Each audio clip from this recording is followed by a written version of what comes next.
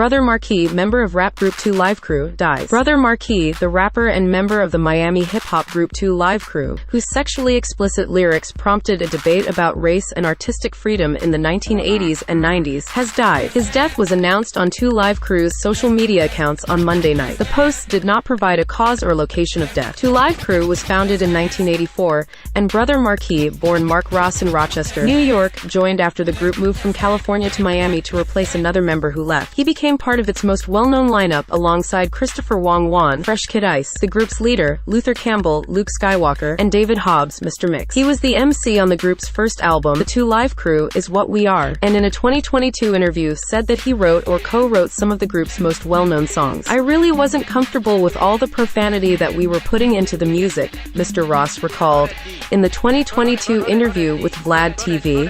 "But when you see the reaction in the community and everyone's loving it, you kind of go with it." In 1990, a Florida court deemed the group's third album, As Nasty as They Wanna Be, legally obscene, and therefore illegal to sell. It was the first album in U.S. history to have that distinction. That year, Mr. Ross, Mr. Wong Won, and Mr. Campbell were charged with misdemeanor obscenity charges over their performance of songs on the album at a nightclub after an undercover police officer made a recording of their show. They faced the prospect of a year in prison and fines of up to $1,000. During their obscenity trial, prosecutors argued that their song lyrics included graphic descriptions of sexual intercourse and simulations of deviant sexual acts. But 2 Live Crew's lawyers said that the group's performance had to be understood in the context of hip-hop, and that the lyrics can have artistic value when you have an understanding, when you have them, in effect, decoded. A jury ultimately found the 3 men not guilty. And in 1992, the obscenity ruling on their album was overturned by an appeals court. The group faced another court case over their 1989 track Pretty Woman, which was a rap version of Roy Orbison's rock song, Oh Pretty Woman.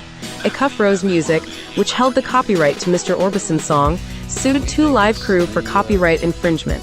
After a years-long legal battle, the U.S. Supreme Court ultimately ruled in 2 Live Crew's favor, setting a legal precedent by carving out a safety zone for parody within federal copyright law. Reflecting on 2 Live Crew's legacy in a 2021 interview with the Heat Seekers magazine, Mr. Ross said, "I can take that to my grave, that we made a difference."